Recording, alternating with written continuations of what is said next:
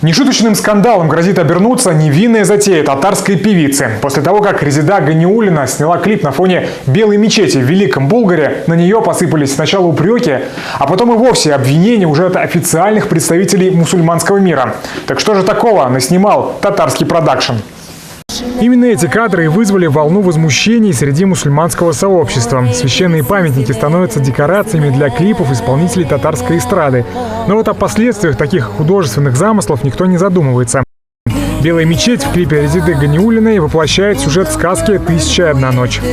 Речь идет, конечно, просто о низком уровне личной культуры исполнителя, о том, что просто не знает, что можно делать, что нельзя делать. Резонанс такой, что в Москве уже хотят там суд на нее подавать. То есть мы сами мусульмане причем. К несчастью для певицы, ее творчеством заинтересовались не только представители мусульманского сообщества, но и в Следственном комитете. В ее отношении могут возбудить уголовное дело по факту создания такого видеоклипа.